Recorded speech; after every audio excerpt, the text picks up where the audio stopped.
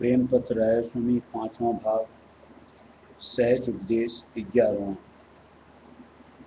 जीव की जागृत के समय आंखों में बैठक है और वहीं से खिंच जाना अंदर और ऊपर की तरफ वक्त नींद और मौत के और बेखबर हो जाना देह और दुनिया के दुख सुख से। जागृत के समय जीव की बैठक आंखों में होती है और जब नींद के बस उसका खिंचाव अंदर में ऊपर की तरफ होता है तब उसको देह और दुनिया के सुख दुख की सुध बिसर जाती है। इसी तरह जब मौत के वक्त ज़्यादा खिंचाव हो जाता है तब देह और दुनिया से नाता टूट जाता है, यानी इधर की बिल्कुल सुध बुध नहीं रहती है। लेकिन वक्त खिंचाव की इस कदर तकलीफ मरने वाले को होती है और ऐसी सूरत उसकी बिगड़ जाती है कि किसी से देखा नहीं जा सकता है।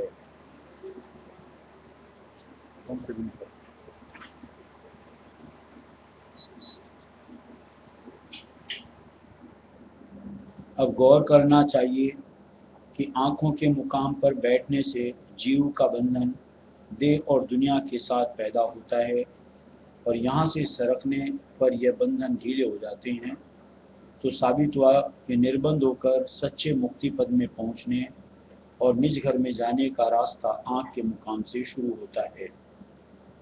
जो कोई जीते जी इस रास्ते पर संत सद्गुरु से उपदेश लेकर चलना शुरू करेगा, उसको कुछ मालिक की कुदरत अंतर में नजर आएगी और मन और सूरत के सिमटाव और चढ़ाई का रस आएगा और संसार और उसके भोगों की कदर उसके चित्त से कम होती जाएगी और रफ्ता रफ्ता सद्गुरु की दया से एक दिन निज घर में पहुंचकर जो माया देश के पार है विश्राम पाएगा और अमर आनंद को प्राप्त होगा, यानी जन्म मरण का चक्कर उसका बंद हो जाएगा। लेकिन जो जीव की यह कार्रवाई नहीं करेंगे और उम्र भर दुनिया और उसके भोग विलास में खर्च करेंगे और उन्हीं की प्राप्ति के लिए जतन करते रहेंगे, तो आखिर वक्त यानी मृत्यु के समय उनकी तबीयत का मैलान और झुकाव देह और दुनिया की तरफ रहेगा और जो कि काल पुरुष उनको पिंड से अलहदा करके ऊपर की तरफ खींचेगा।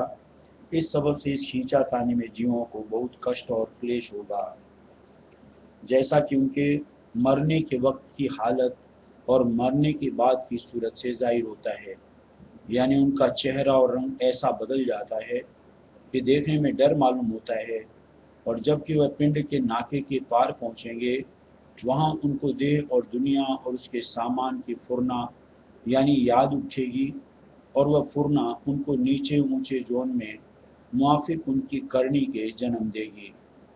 खुलासा यह कि ये ऐसे जीवों का बारंबार धीरे धर कर दुख सुख सहने और जन्म मरण का कष्ट भोगने का चक्कर बराबर जारी रहेगा। जो कोई जीव सिवाय ऊपर की लिखी हुई करनी के और जतन परमार्थ के नाम से बाहरमुखी या अंतर्मुखी नीचे के घट में कर रहे हैं, उनको शुभ कर्म का फल मिलेगा पर सच्चा उद्धार नहीं होगा और न उनकी चाल उस रास्ते पर चलेगी जो कि घर की तरफ जारी है और जहां होकर आखिर वक्त पर चलना पड़ेगा। लेकिन जो बाहरमुखी करनी कि अंतर अभ्यास में मदद देने वाली है, जैसे संत सद्गुरु का संग और उनके प्रेमी जन की सेवा और संतों की वाणी का जिसमें प्रेम और भेद और चितावनी का वर्णन है, पाठ करना और गाना और रहस्य मत की चर्चा करना वगैरह, उसकी कार्रवाई सच्चे परमार्थ का फल देगी और संत सद्गुरु और सच्चे मालिक की दया की बख्शिश कराएगी कि जिससे भक्ति और प्रेम बढ़ेगा और मन और सूरत अंतर में सिमटेंगे और चढ़ेंगे। 12वां, टेकियों की मूर्खता और अहंकारीपन और वाद विवाद करने की आदत और नाकाबिलियत वास्ते करने किसी किस्म के अंतरी अभ्यास के या शामिल होने संतों के सत्संग के। जो कोई पिछले वक्त की परमार्थी कार्रवाई और इष्टों की टेक बांध रहे हैं और उनकी महिमा करते हैं पर कोई कार्रवाई उसकी जैसे अष्टांग योग जिसमें प्राणायाम शामिल है और मुद्रा का साधन और उनके संयम वगैरह और हठ योग आप नहीं करे, तो ऐसे लोग उन साधनों के फायदे और नुकसान से बिल्कुल बेखबर हैं और न उनको गुरु की जरूरत और महिमा की खबर पड़ेगी, क्योंकि जितने अंतरी साधन हैं वह बगैर अभ्यासी गुरु के सत्संग और उपदेश और मदद के मुतलक बन नहीं सकते हैं, और जो कोई पढ़कर और सुनकर कुछ कर रहे हैं वह गलती और धोखे में पड़े हैं, और मुमकिन नहीं कि वे सिवाय चंद रोज के कोई अंतर अभ्यास बगैर मदद गुरु के जारी रख सकें। ऐसे लोग सच्चे परमार्थ की तरफ से नादान और बेपरवाह रहते हैं, और इस वास्ते उनके जीव का कार्य जैसा चाहिए नहीं बनता। इनकी करनी और रहनी कर्मी जीवों के मुआफिक रहती है, और उसी मुआफिक उनको फल मिलता है। यह लोग हुज्जत और तकरार और लड़ाई और झगड़े और वाद विवाद करने को हमेशा तैयार रहते हैं, और अपनी टेक और पक्ष उस वक्त बहुत जोर और शोर से जाहिर करते हैं, पर सच्चे प्रेमी उनको नादान और जाहिल और अहंकारी समझकर उनके साथ गुफ्तगू या चर्चा नहीं करते हैं। मुआफिक इस कौल के, बहते को मत बहने दे, गह पकड़ाओ ठौर, समझ आया समझे नहीं तो कहो वचन दो और। बहते को बह जान दे, मत पकड़ाओ ठौर, समझ आया समझे नहीं तो दे धक्के दो और। बड़ा अफसोस है कि इन लोगों की समझ और अकल बड़ी मोटी है, जरा भी गौर करके बात को नहीं विचारते। खुद अपनी जुबान से कहते हैं कि पुराने वक्तों की चाल ढाल और व्यवहार और लोगों के स्वभाव बहुत बदल गए हैं और दिन दिन बदलते जाते हैं, और ये हाल सिर्फ अपनी 2-3 पुस्त का कहते हैं, और परमार्थ की निस्बत इनके मन और अकल में यह बात जरा नहीं समाती कि जो साधन उस वक्त में जारी थे, जिसको हजारों वर्ष गुजर गए, किस तरह हाल के जमाने के लोगों के लायक हो सकते हैं, और इस वक्त के जीव जो कि धन और देह और बल और पराक्रम वगैरह में निहायत निबल और लाचार हैं, किस तरह पुराने साधन और पुरानी चाल में बर्ताव कर सकते हैं। यही सबब है कि जुबां से मनु धर्म शास्त्र और पातंजलि योग शास्त्र और अनेक पुराने ग्रंथों को पढ़ा करें और गाया करें, और आप समझें और औरों को समझावें, और इधर उधर हुज्जत और तकरार करने को उनके हवाले और गवाही दें, लेकिन किसी शास्त्र के मुआफिक कार्रवाई गृहस्थ या परमार्थ की न इनके बाप दादे और वंशावली गुरु से और पंडित और पुरोहित से बनी, और न इनसे और न इनकी औलाद से बन सकती है। सिर्फ खाली बातें बनाते हैं और अपनी नाल याकती और बेताकती पर नहीं शर्माते और न अफसोस करते हैं, और जो कोई इनको इस समय के लायक कार्रवाई व्यवहार और परमार्थ के साधन की बताए, जो कि मुआफिक हुक्म संतों के है और हर एक से बन सकती है, उसको नहीं सुनते, और अहंकार करके और पिछले ग्रंथों की टेक बांधकर संतों के वाणी और वचन का निरादर करते हैं। इन जीवों को अभागी और कहरी समझना चाहिए। संतों ने अपनी वाणी और वचन में वह जुगत प्रकट की है कि पिछले वक्त के महात्माओं को उसकी खबर भी नहीं थी, और इस कदर उसको आसान कर दिया है कि लड़का जवान और बूढ़ा और औरत और मर्द और पढ़ा और अनपढ़ सब उसकी कार्रवाई आसानी से बगैर छोड़ने घर बार और रोजगार के कर सकते हैं, और तत्काल यानी चंद रोज में उसका फल देख सकते हैं, यानी अपनी मुक्ति होती हुई और कुल्ल मालिक के निज धाम की तरफ चाल चलती हुई नजर आएगी, और उधर से संत सदगुरु और कुल्ल मालिक की दया और रक्षा सूझ पड़ेगी। पिछले वक्त के महात्माओं ने जो साधन मिसल अष्टांग योग वगैरह की जारी किए, वह विरक्तों से दुरुस्त न बन सके, और गृहस्थियों की तो मुतलक ताकत नहीं कि उस रास्ते पर कदम धर सकें जब तक कि घर बार और रोजगार न छोड़ें। यह कठिन साधन पिछले वक्तों में यानी सतयुग से शुरू कलयुग तक सिवाय 15-20 ऋषिश्वरों और मुनीश्वरों और अवतारों के, जैसे राम कृष्ण व्यास वशिष्ठ याज्ञवल्क उद्यालक और सुखदेव जी वगैरह के, जिनके नाम उपनिषद और शास्त्रों और पुराणों वगैरह में दर्ज हैं, और किसी से नहीं बने। अब किस कदर ताज्जुब की बात है कि आजकल के जीव थोड़ी सी विद्या पढ़कर और अपने मत के हाल से बिल्कुल ना वाकिफ, पर थोड़ा तर्जुमा मनु धर्म शास्त्र और योग शास्त्र का अपनी बुद्धि के मुआफिक पढ़कर संतों और उनके प्रेमी जनों से मुकाबला और हुज्जत और तकरार करने को मुस्तैद होते हैं, और अपनी दानाई को, जो कि महज नादानी और जिहालत है, बड़ी मर्दानगी के साथ जाहिर करते हैं। इनको अपनी नादानी और गफलत की खबर जब पड़े कि जब कम से कम 1 महीना चुप बैठकर संतों की वाणी और वचन पक्षपात छोड़कर सुने और समझें और अपनी ओछी बुद्धि और विद्या को उसमें दखल न दें। लेकिन अफसोस है कि इनका ऐसा भाग नहीं है। इनसे तो वही करनी बन पड़ेगी जो इनको 84 में भरमावे। 13वां, जात पात के टेकी भी वैसे ही मूर्ख और नादान हैं और अपने परमार्थी नफे और नुकसान से गाफिल। यह लोग संतों के दर्शन और सत्संग के फैज और फायदे से हमेशा महरूम रहेंगे। सिवाय पुराने वक्त के परमार्थी टेक वालों के, बाजे लोग जात पात के भी टेकी हैं, चाहे उनका परमार्थ बने या बिगड़े। अपने से कम जात वाले से कभी दीन न होंगे और परमार्थ की दौलत चाहे कैसी भारी और सस्ती और आसानी से मिलती हो, हासिल नहीं करेंगे। लेकिन दुनिया के कामों और धन के लेने के वास्ते चाहे कोई जात हो, उसकी खुशामद और खिदमत करने को बहुत खुशी से तैयार रहते हैं। जैसे वकील और डॉक्टर और हकीम और धनवान और हाकिम और उस्ताद और मास्टर और सयाने दीवाने और रंडी मुंडी वगैरह। इनकी कभी जात नहीं देखते और पूछते और बगैर किसी के कहने के उनकी हाजिरी और अनेक तरह की खिदमत करने को मुस्तैद रहते हैं। जब कोई परमार्थ के हासिल करने के वास्ते अपने से कम जात की तरफ रुजू लावे तो उसके साथ तमाम बिरादरी और कुटुंब परिवार झगड़े और फिसाद करने को तैयार होते हैं। लेकिन जब इनमें से कोई अंग्रेजी सराय में जाकर अंग्रेजी खाना खाए या रंडी घर में डाल लेवे या शराबी कबाबी या तमाशबीन और जुआइयों का संग करे तो उससे कोई कुटुंबी या बिरादरी वाला मुजाहिम नहीं होता और न किसी किस्म की बाज पुर्स करते हैं, बल्कि उल्टा उससे डरते हैं। यह सब काम खराब और खिलाफ मजहब हैं, मगर उनमें कोई दखल नहीं देता। और परमार्थ यानी सच्चे मालिक की पूजा और भक्ति, जो कि सब कामों में बढ़कर काम है, दुनियादारों की नज़र में ऐसा ओछा और फिजूल दिखलाई देता है कि उसकी कार्रवाई करने वालों की निंदा करते और तान तंज लगाने से नहीं डरते, बल्कि इस किस्म की उपाधियां उठाने को तैयार होते हैं कि जिससे उसकी परमार्थी तरक्की में खलल पड़े या वह कार्रवाई बंद हो जाए।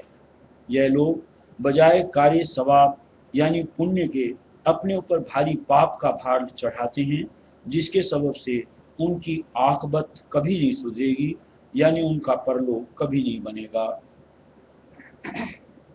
14वां, बाजे लोगों के ओछे और नाकिस ख्याल निस्बत औरतों के पर्दे के और हारिज होने उनकी तरक्की इल्म और अक्ल, समझ और तजुर्बा और सच्चे परमार्थ में। बहुत से मर्द दुनियादार औरतों को पर्दे में रखने की कोशिश करते हैं और उनको सत्संग नहीं करने देते।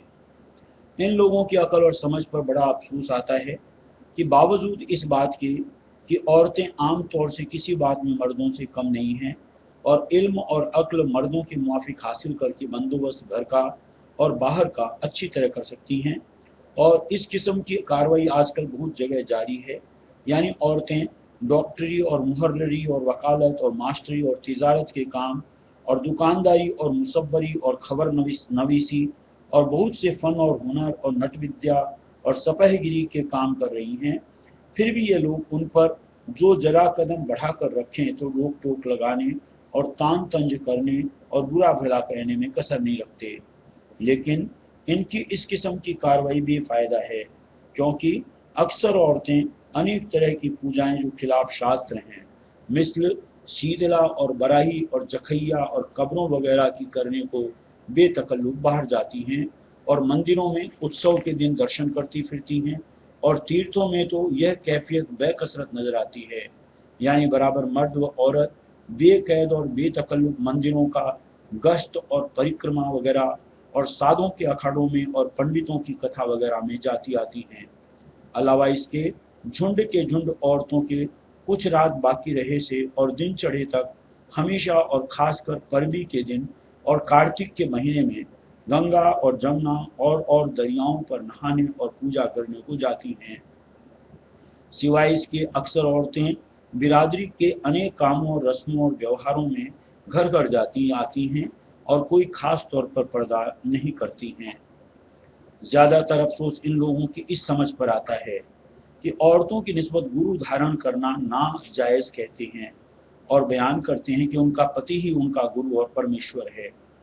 अब ख्याल करो कि जब पति को गुरु और परमेश्वर करार दिया तो सच्चे मालिक की भक्ति और पूजा से उनको एकदम हटा दिया और सच्चे गुरु से भी जो मालिक से मिलने का जतन बताते और भक्ति पूजा की विधि समझाते, उनको रोका और हटाया।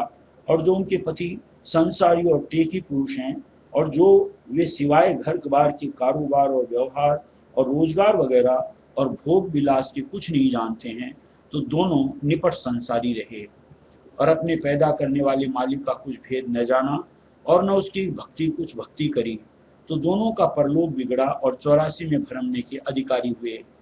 और यही सबब है कि ऐसे दुनियादार मर्द और औरतें वक्त तकलीफ या बीमारी वगैरह के भूत पलीत और भंगी और धोबी मुर्दों मुसलमानों की कब्रों की पूजा बेतकल्लुफ करने लगते हैं। ऐसी पूजाएं जब एक दफे शुरू हुई तो सालहा साल और नस्लन बाद नस्लन उनके घराने में जारी रहती हैं। अब इनसे पूछना चाहिए कि ये पूजाएं कौन से शास्त्र के मुआफिक आप करते हो और अपनी औरतों से कराते हो। सच पूछो तो ये लोग नास्तिक और भ्रष्ट हैं। इनको संतों और महात्माओं और भक्तों और प्रेमियों पर और उनके सत्संग और भक्ति की कार्रवाई पर तान मारते और निंदा करते शर्म भी नहीं आती। जरा गरीबान में सिर डालकर अपने हाल और चाल को देखिए कि बिल्कुल बेमजहब वालों के मुआफिक गुजरान कर रहे हैं और जो लोग कि सच्चे मालिक को छीन कर उसकी भक्ति करते हैं, उनकी हंसी उड़ाते हैं और उनसे परहेज करना चाहते हैं। प्रेमी जन तो खुश होते हैं कि जो ये लोग अपनी मूर्खता से खुद उनसे हटना चाहते हैं, तो सहज में इनसे पीछा छूटता है, क्योंकि यह उनके संग और सोहबत के लायक बिल्कुल नहीं है। पर इनका बहुत अकाज होता है, एक तो मालिक से बेमुख और दूसरे संत और भक्तजन के निंदक और विरोधी। यह लोग मुफ्त पापों का भार अपने सिर पर चढ़ाते हैं, जैसा कि गुरु नानक ने इन कड़ियों में कहा है। संत का निंदक महा अतिताई, संत का निंदक खिन टिकन न पाई, संत का निंदक महा हत्यारा, संत का निंदक परमेश्वर मारा, संत का निंदक राज से हीन, संत का निंदक दुखिया और दीन, संत के दुखन मत होय मलिन, संत के दुखन शोभाते हीन, संत के निंदक को सर्व रोग, संत के निंदक को सदा बिजो, संत का दोषी जन्मे मरे, संत की दुखना सुख ते टरे, संत के दुखन सुख सब जाए, संत के दुखन नरक में पाए। जरा गौर करने से इस नाम मुनासिब चाल की भारी गलती जाहिर होती है। जबकि किसी स्त्री का पति थोड़ी या कुछ ज्यादा उम्र में गुजर गया तो गोया उसका गुरु और परमेश्वर मर गया। अब वह किसका आसरा और सहारा लेकर अपनी जिंदगी बसर करे। जो पहले ही से सच्चे गुरु से उपदेश दिलाकर उसको थोड़े बहुत अंतरी ध्यान वगैरह में लगा देते, तो इस वक्त में उसको बहुत मदद मिलती, यानी कुछ परमार्थ का आनंद पाकर दुनिया के दुख को किसी कदर बिसरती। देखने में आता है कि लोग बेवा हो जाने पर औरतों को बंसावली गुरुओं से उपदेश दिलाते हैं और वे मूर्ति पूजा वगैरह में लगा देते हैं, लेकिन उसमें कुछ शांति या अंतरी आनंद नहीं आता। अब गौर करो कि पति को गुरु मानने से क्या फायदा हुआ जब उसके मरने के बाद दूसरा गुरु धारण करना पड़ा, और वह भी असली परमार्थ से बेखबर। मालिक को कहते हैं कि सब जगह मौजूद है, और जो ऐसा है तो हर एक जीव के घट में भी मौजूद है, और उसकी पूजा घट में वाजिब और सही है। फिर जब बंसावली गुरु पंडित या भेद या गुसाई या साहबजादे ने घट का भेद न बताया, तो वह आप गुरुवाई की रीत और सच्चे मालिक के भेद से बेखबर हुआ। फिर वह गुरुवाई के लायक किस तरह हो सकता है, और उसको गुरु धारण करने से मालिक से मेला कैसे होगा, और भरम कहाँ दूर हुआ। खुलासा यह कि ऐसी बिचारी औरतें जैसी नादान थी वैसी ही रहीं, और उनके उद्धार और मालिक के चरणों में मन के लगाव की कोई सूरत न निकली।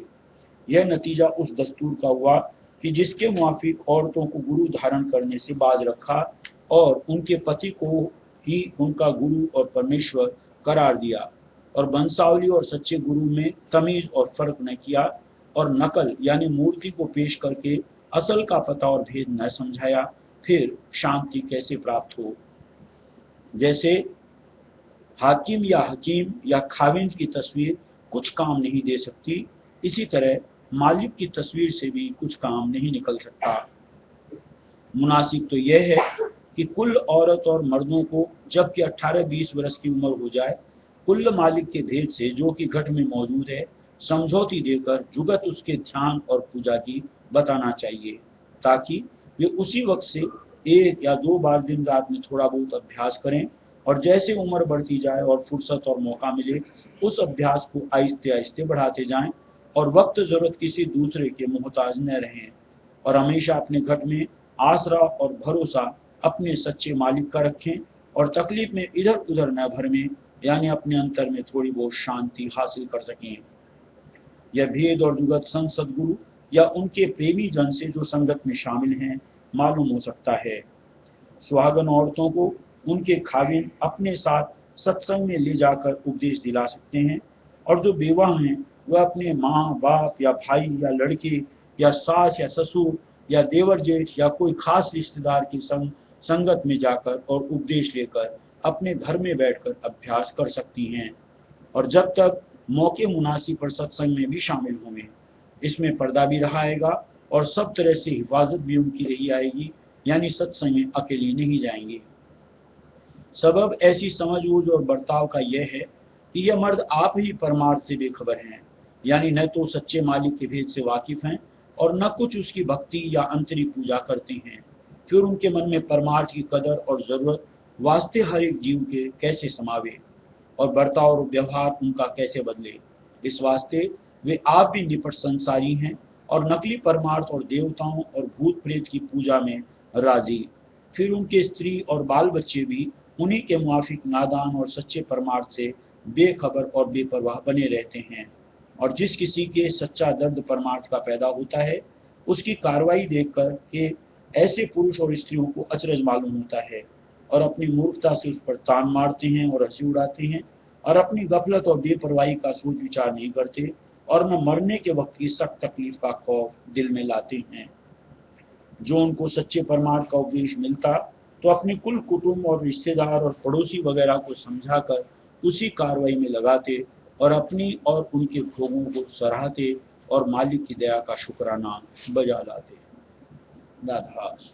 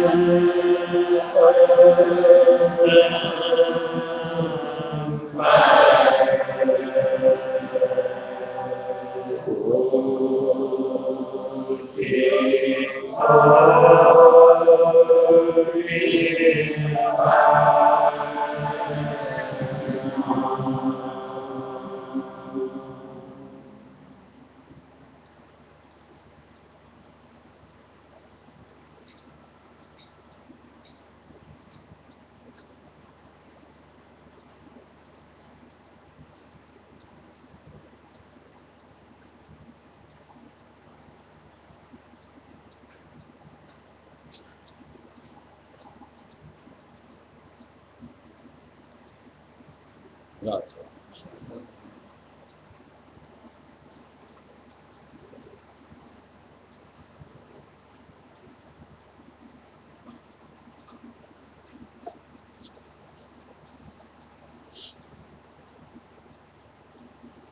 देखो, धर्म जो है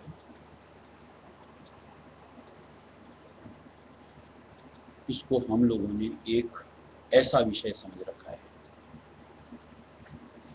कि जिसमें हम कोई चीज की जानकारी कि समझें कि बूझें,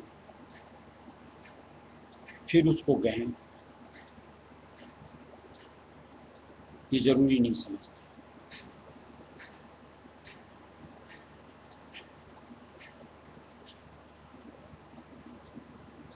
या तो देखा देखी, या किसी ने जैसे समझा दिया बुझा दिया वैसा गए,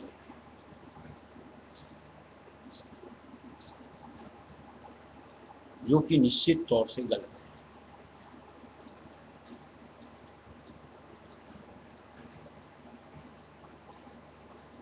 हम जीवों को अपनी तरफ से पूरी तसल्ली, यानी सूझबूझ पहले करो और फिर उसको मानो। लेकिन नहीं न जाने क्यों हम लोग इसमें समय देना नहीं चाहते कि हम उसको समझें कि बूझें।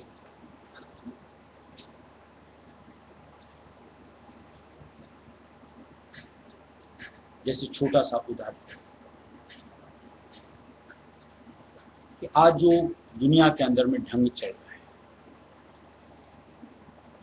कोई भी एक गेरुए वस्त्र धार करके, गले में माला वगैरह लगा करके, तिलक छापा लगा करके, मान लो हाथ में कमंडल वमंडल लेकर के आते हैं, हम लोग सीधा ये कहते हैं महात्मा जी आ गए।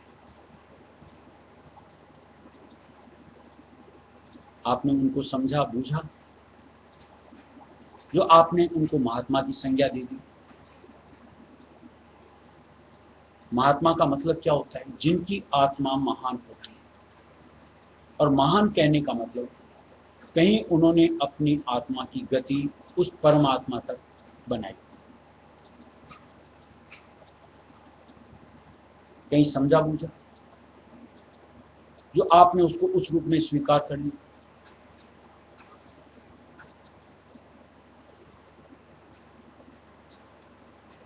ऐसी एक नहीं कितनी चूक हम लोग करते हैं, जो कि आज जो धर्म का विषय जो इतना गूढ़ है यानी सीरियस है, उसमें कतई नहीं होना चाहिए। संत मत राय मत में तो हम लोगों को बार बार ठोक पीट करके बोला जाता है, अपनी परख पहचान आप पाओ तब उसको अपनाओ। जैसे पीछे कई सत्संग में, अभी झाड़ग्राम में भी बात हुई, समझ लो कि ऐसा नहीं कि मेरे माँ बाप करते आ रहे हैं तो मैं भी करूं। यहां उन्होंने जांचा होगा, परखा होगा। आउट डाउट आप अपने आप को डाउटफुल क्यों करते हो? आपकी जिज्ञासा परमार्थ की है तो आप अपने तरीके से उसको समझो, बूझो, फिर उसको गढ़ो, क्योंकि चाल आपको चलनी। जब तक अपनी समझ बूझ के साथ हम नहीं जुड़ेंगे, एक हमारा माइंड जो है क्लियर नहीं होता, कंफ्यूज रहते हैं और अपने तरीके से बस जो दिखते आ रहे हैं, जैसे एक यूं कहो कि पशु की तरह अनुसरण करते चले जाए कि बाप ऐसे कर रहा है चलो मैं भी ऐसे करूं, फला ऐसे कर रहा है तो मैं भी ऐसे करूं। ये धर्म के मामले में ऐसा क्यों?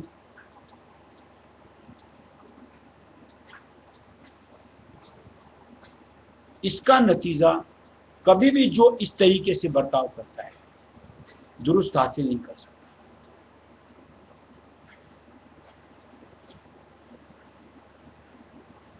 हमेशा अपनी समझ को मजबूत बनाना है।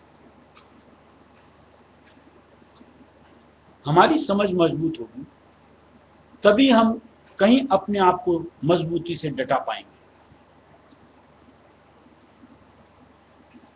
अगर हमारी समझ मजबूत नहीं होगी तो हमें कोई भी कुछ भी समझा बुझा करके हमको दूसरे ट्रैक ले जाए।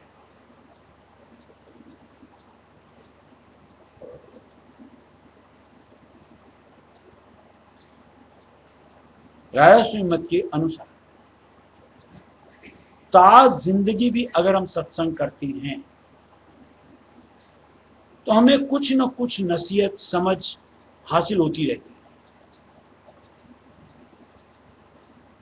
ऐसा नहीं कि फॉर्मूला वाइज कि बस ऐसा तो ऐसा, और हम उसी से अपनी पिक्चर को एक यूं कहो अंतर मन में छा लो।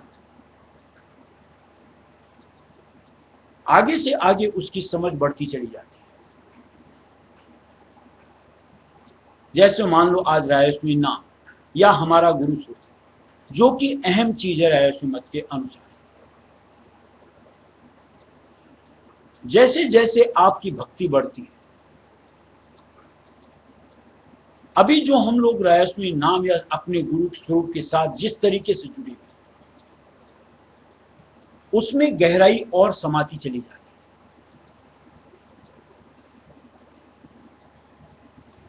जैसे मान लो अभी हम लोगों के लिए सिर्फ एक सुनी बात कि रायस्वामी ध्वन्यात्मक शब्द है या सृष्टि के आला दर्जे का है, क्या आपने उसकी परख ली है? जो आप ऐसा कहते हो सिर्फ सुनी हुई बात। लेकिन जैसे जैसे आप भक्ति में अपने कदम बढ़ाते हो, अपने अंतर में उससे अपने आप को जोड़ते हो, तो आपके लिए वो अनुभव होता है कि जिस माहौल के साथ आप इस चीज को खरा पाते हो कि हाँ रायस्वामी ध्वन्यात्मक शब्द है, मैंने सुना, दावे के साथ कह सकते। ऐसी जो गुरु स्वरूप की बात, बाहर से तो जैसे हमारा हाड़ मांस का ढांचा वैसे उनका होता है, सुनी सुनाई बात की बाप कह रहे हैं तो हम भी कह देते हैं कि हाँ वो अवतार स्वरूप है, या किसी और को करता देखते हैं हम भी फॉलो करना शुरू कर देते हैं। आप इस चीज के ऊपर क्या कंट्रोल कर पा रहे हो, यानी अपने आप को दृढ़ कर पा रहे हो? यहां वो मालिक के स्वरूप हैं। अगर हां, तो हमें उनकी कही हर बात मानना उचित क्यों नहीं लगता? सीधा सा सवाल और सीधा सा जवाब।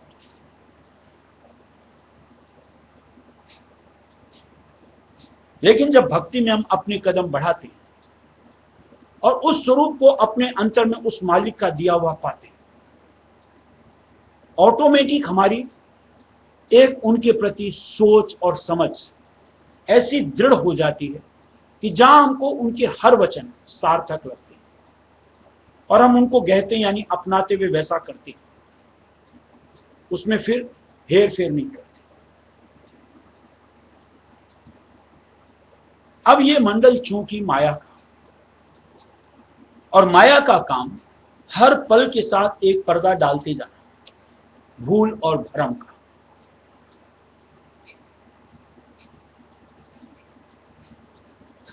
जब जब आप दूरी बनाओ,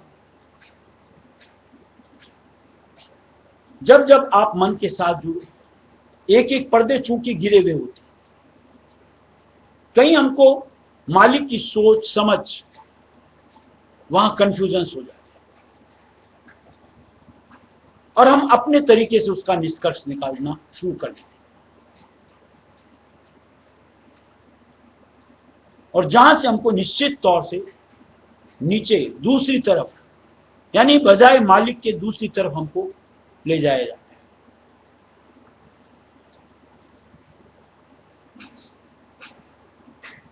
छोटी सी बात, जैसे आज ये ग्रंथ, चाहे रायश्री मत के, चाहे और कोई भी धर्म के, महापुरुषों द्वारा रचित है।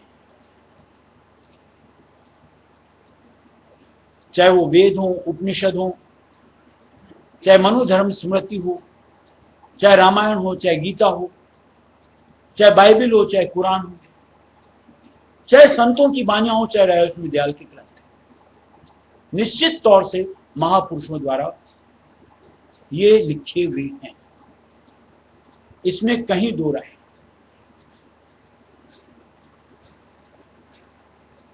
जिस वक्त उन्होंने इनकी संरचना करी, यानी कलमबद्ध किया,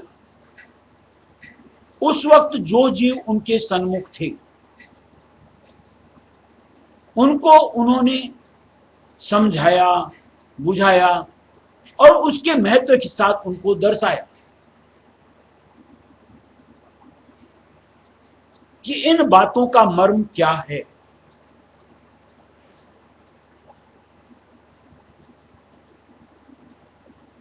अब अगर उनमें करने वाले पुरुष ही न रहे, रूबरू वाली एक कोई संगति नहीं रही,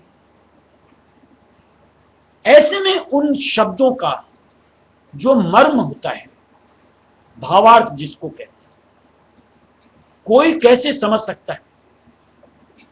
सिर्फ पढ़कर कतई नहीं। मैं दूसरों की बात ही नहीं करता। जैसे मान लो आज रायस्वामी दयाल की ये बानी आगरा से प्रकाशित होती है, जहां की मालिक रायस्वामी दयाल स्वयं आए और एक एक के बाद एक ऐसे 4 गद्दियां थे। जब तक वो थी बाकायदा सत्संग होता था, खुलासा होता था, जीव उसको कहते थे, सुनते थे और अपनी धर्म स्थिति को दूर करते थे। आज जब से बाबूजी महाराज ने चोला छोड़ा, आज बानियां वहां यही पढ़ी जाती है, सिर्फ शब्दों के तक सीमित उन्होंने अपने आप को कर दिया। जैसे भी बताया कि पल पल के साथ यहां पर्दे गिरते हैं, इनके मर्म से उनको कोई लेना देना तक नहीं।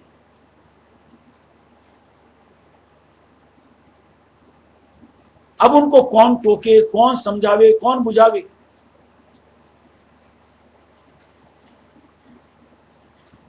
अब वो अपने तरीके से इन शब्दों का अर्थ निकालते हैं।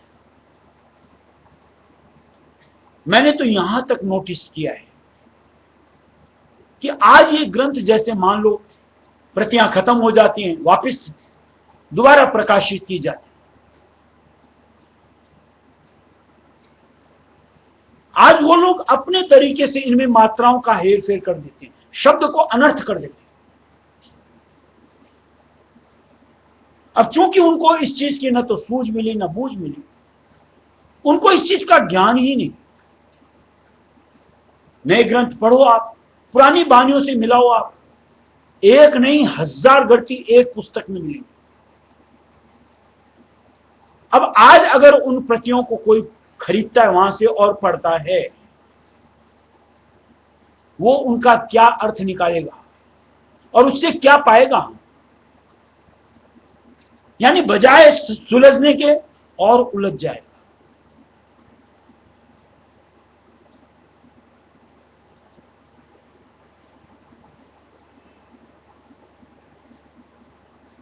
ये तो बात हुई समझ लो लगभग 100 साल पहले की। 100 भी नहीं हुई, अभी तो 70-80 हुए होंगे। जहां बात हजारों सालों की हो रही है, लाखों सालों की हो रही है, वहां कैसी दुर्दशा छाई होगी।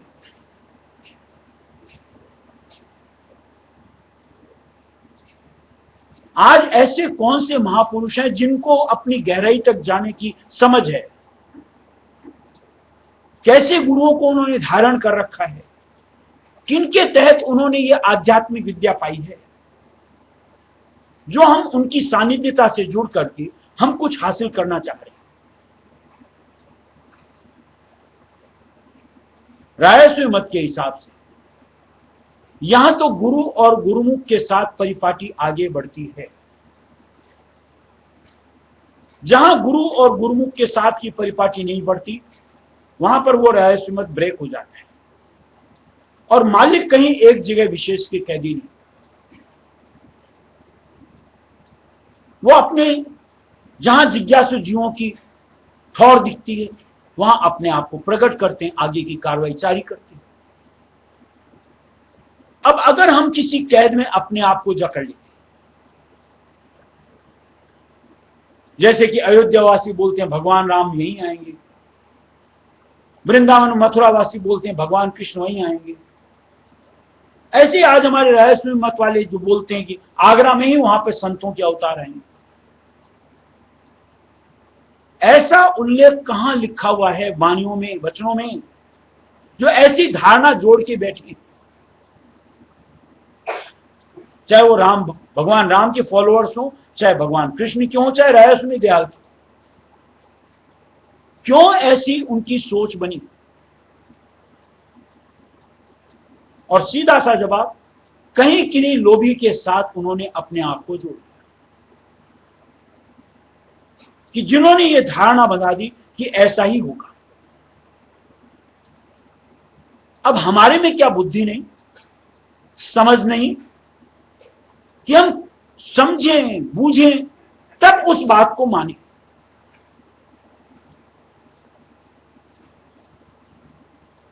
राजा स्वामी मत है गुरु मत, इसमें गुरु व्रत पालना चाहिए, और जो गुरु व्रत का पालन करता है वो ही घट अंतर में कुछ माल खजाना हासिल करता है। और गुरु व्रत मतलब यही होता है कि अपने गुरु के वचनों को धारते हुए अपनी जिंदगी को आगे बढ़ाओ।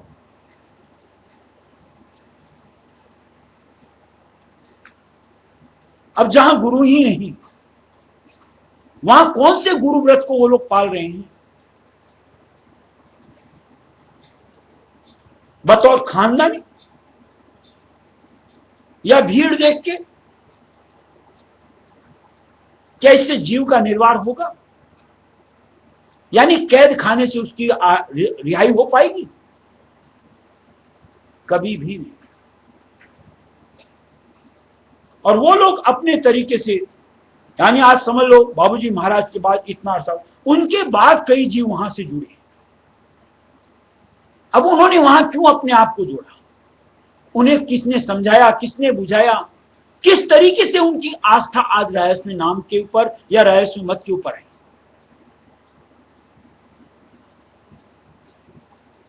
कहीं सुनी, देखा देखी, अलावा इसके तीसरा जवाब नहीं। या फिर आपके साथ गए किसी एक सोच के साथ जिसको मन्नत कहते, और उनकी वो सोच पूरी हो जाती है, मन्नत पूरी हो जाती है, सिद्धि मान लेते हैं। आज राजा सुईमत में इसका कहीं ठौर ही नहीं दी हुई। यानी अगर आप सच्चे गुरु के सन्मुख भी जाते हो, मान लो आपकी कोई सोच आप अंतर में धर करके जा रहे हो और वो वहां पूरी होती है, इससे सच्चे गुरु का कोई लेना देना नहीं। इससे उनकी कोई महानता अपन अपने हिसाब से कायम करें, वो निश्चित तौर से गलत है। क्योंकि ये मान्यताएं जो होती है, चाहनाएं जो होती है, ये कहीं हमको शिकंजे में कसती, यानी हमारी कैद को और बढ़ाती। जबकि राय सुमत में हमें कैद से रिहा करने की कार्रवाई होती है, न कि कैद में डालने। जहां सच्चे गुरु के आधार में अपन जाएंगे, मालिक हमारी भ्रम स्थिति दूर करते हैं कि देख ऐसी चाहनाएं नावाजिब हैं, इनसे मालिक के नाम के साथ अपना सरोकार मत बना। मालिक के नाम से अपने गुरु से एक सरोकार कि कैसे मैं मुक्ति प्राप्त करूं, सिर्फ ये कायम करो, और उसके लिए अपनी दृढ़ता वहां जोड़ो। यानी गुरु व्रत में अपने आप को फिरो, तो आप जग जंजाल से अपने आप को अलग कर दो। जिसको चाहे मोह ममता कह दो, चाहे कहीं किसी भी चीज का अटकाव कह दो, धीरे धीरे चित्त उधर से हटेगा और वस्तु स्थिति पर आकर के टिकेगा, यानी सच्चे नाम और सच्चे गुरु के स्वरूप जो आधार बनता है हमारे लिए, यहां से हमको निकाल करके ऊपर की तरफ घट अंतर में ले जाने का। इसलिए पहले समझना है, बूझना है, फिर धारना है, और ये परख पहचान अपने आप को पाना। ये एक सिर्फ सच्ची सत्संग, सच्चे गुरु, सच्चा रास्ता दे सकते। अन्यथा तो निश्चित तौर से ये मंडल ऐसा है कि यहां पर जीवों को सिर्फ लूटने खसोटने की सोच होती है कि मुर्गा आ गया बस शिकार कर, कि कोई बेचारा है, बेचारे को और बेचारा कर। जबकि संतों की रीत बेचारा जीव है उसको निहाल कर, कि कैसे उसको रिहाई से अलग करके स्वच्छंद कर, कि अपनी तरीके से उड़ान भरे और अपने देश तक अपनी पहुंच बनाए। और वो संग दिया जाता है अपने अंतर में, निज नाम का, निस्वरूप का। दर्श गुरु मन में होते हो, दर्श गुरु मन में होते हो, चरण गुरु नित विश्वास, चरण गुरु पढ़त नित विश्वास, वचन सुन मस्ती वचन सुन मस्ती रूप गुरु चित्त में अति भाई, रूप चित्त में अति भाई,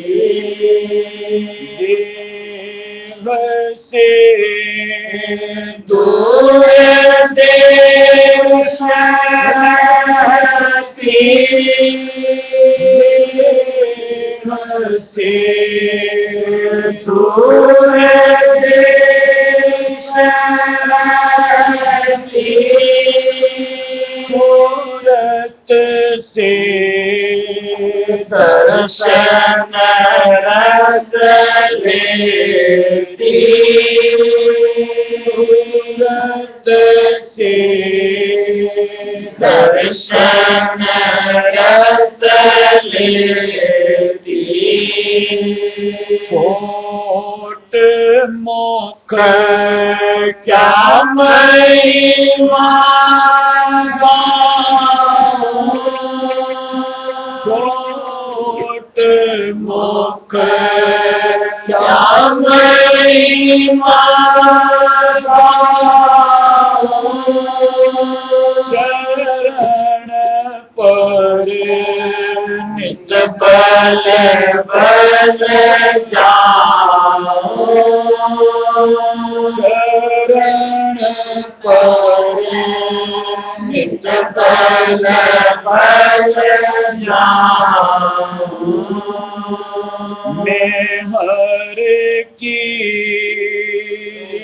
कहो कैसे गाए, हर की रीत कहो कैसे गाए,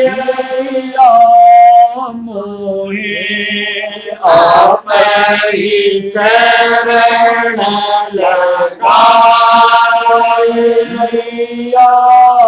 मोहे आप ही चरण लगाए, तुरत मन धुन रस भीग रहे, तुरत मन धुन रस भीग रहे, शरण गुरु अमृत पीवर हे, शरण गुरु अमृत पीवर हे, तुरत अस घट में चढ़ती तुरत अस घट में चढ़ती शब्द में अटकना मन जीत, शब्द में अटकना मन जीत, देह की सुध बुध विसरत जाए, देह की सुध बुध विसरत जाए, भोग माया के गए भुलाए, भोग माया के गए भुलाए, गुरु पे तन मन वाले पिता पे तन मन वाले शरण गुरु चित से धार शरण गुरु चित से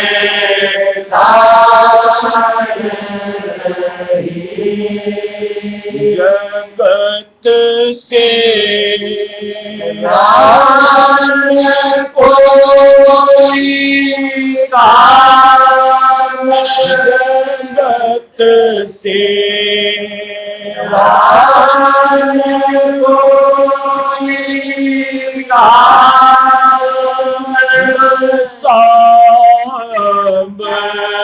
मन में राधा स्वामी नाम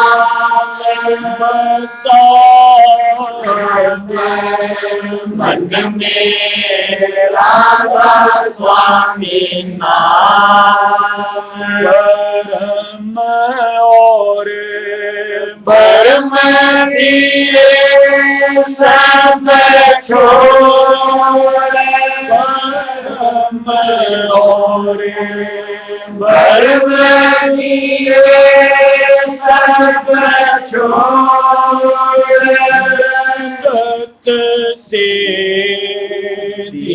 दीनानाथा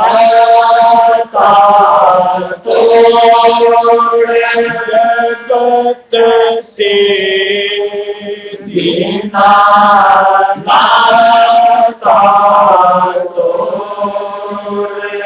गीत गुरु नित बड़ा गीत गुरु नित बड़ा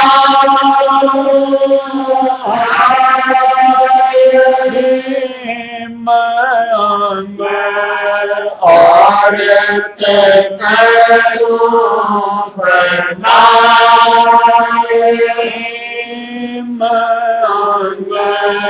और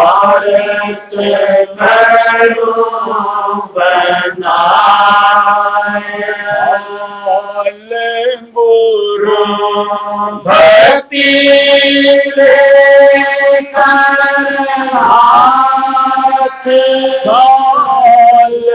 गुरु भक्ति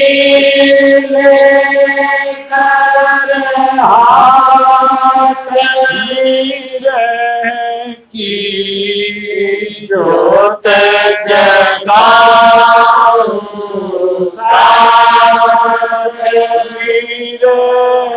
की जोत जगाओ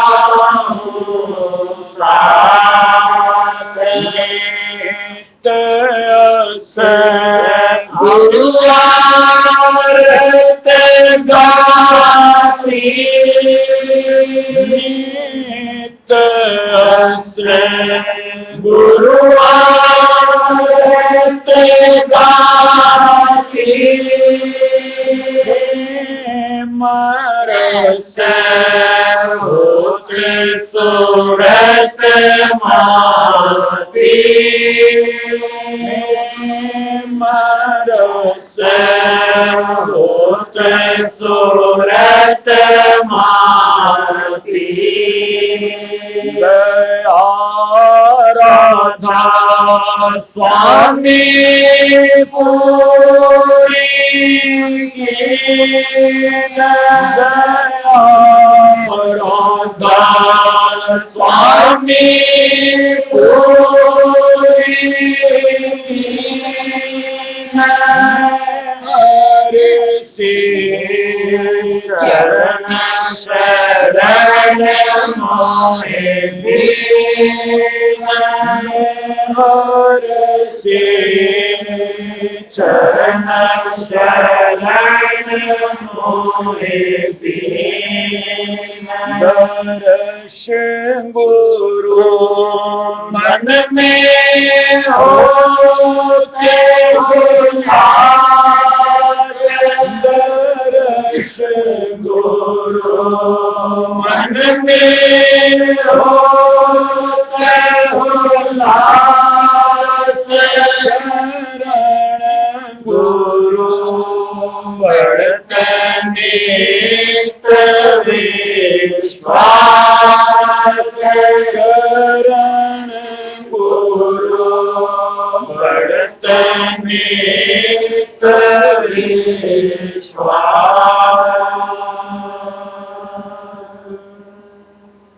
आज देखो राय सुमत जीव को कभी कैद में नहीं रखता,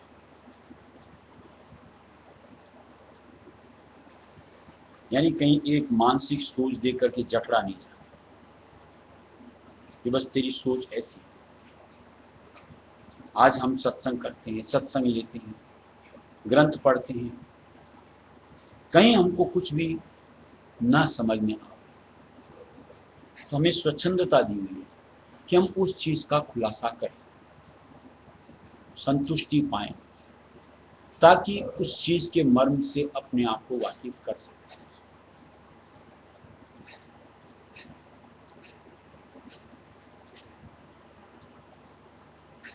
जैसा कि हम लोगों ने देखा हुआ है, और धर्मों में तो जीव को छूट ही नहीं कि आप किसी से कुछ दो बात पूछ नहीं सकते, यानी जो वो महात्मा वाली बात कि आप उनसे कोई दो बात पूछो, उनकी जो चेले चमनचे होते हैं आपको साइड कर देंगे, अदब से बात कर। किससे बात कर रहे थे वो पता नहीं, अरे भाई मैं जिससे बात कर रहा हूं मुझे पता है, मुझे मेरी जिज्ञासा शांति चाहिए और मुझे कर लेने दो, आपको अधिकार ही नहीं दिया। ऐसे में जीव क्या करेगा? भरम के साथ ही जीव।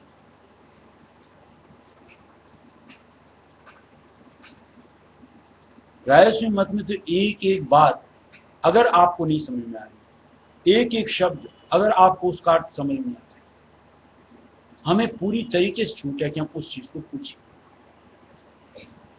जैसे कल अपने वो बैठा था बेचारा आकर, कितनी बातें उसने पूछी, अब उसके मन में संशय है, अगर उसको संतुष्टि नहीं मिले तो आज उसकी बुद्धि कैसे क्लियर होगी, पिक्चर उसके लिए कैसे क्लियर होगी? और जब तक दिमागी साफ नहीं होगा तो आदमी उस ओर अपने कदम कैसे बढ़ाएगा?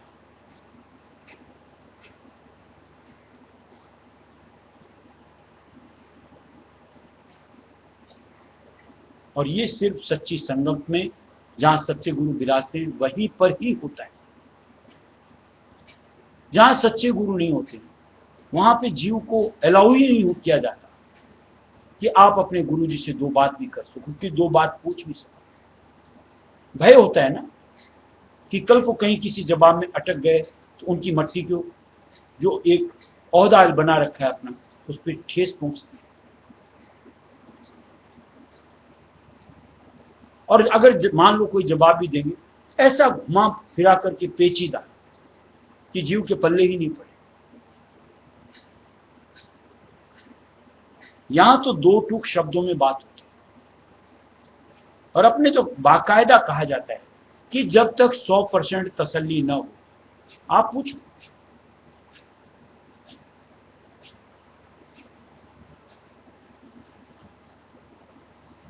यहां तो ऐसा है कि आपको अगर मान लो कहीं जाना, रास्ता पूछा जा रहा है, आपको क्योंकि सामने वाले को पता नहीं, ऐसे जा ऐसे जा ऐसे जा, यहां तो सीधी बताई जाती, देख ऐसे सीधे ऐसे जा, आगे से वैसे मिलेगा, वहां से वैसे, कोई भरमना ही नहीं, कहीं उलझना ही नहीं, किसी के बीच में रुकना ही नहीं। और इतने सुंदर तरीके से मालिक का भेद, रास्ते का भेद, अपना भेद कहीं किसी और धर्म में, मजहब में सुझाया और बुझाया हुआ ही नहीं। इसलिए रास्ता बड़ा अच्छा है, कदम डट करके समझ बूझ करके, कहे सुने नहीं, देखा देखी, समझ बूझ के साथ कहो और फिर उसको जिंदगी में अपना मकसद करो कि मुझको ये करना है निरंतरता में, तो आपके लिए फल या यूं को मालिक का खजाना जितना चाहो ले सकते, रखा हुआ है। अब ये हम पर आता है कि हम उस चीज के प्रति कितनी लालायित होते हैं, हमारी उचंग कितनी उठती है, हम कर्म में अपने आप कितना जोड़ते हैं। कर्म में अपन पीछे रहते हैं, अपने मन के शिकंजे में ही रहते हैं, ये हमारी गलतियां हैं जिसको भजन भक्ति सेवा करते हुए दूर करते चलना, चाहे जिंदगी लगे, 1 लगे, 2 लगे, 3 लगे, अब पीछे नहीं पड़ा। ऐसी धारणा के साथ राधा करूं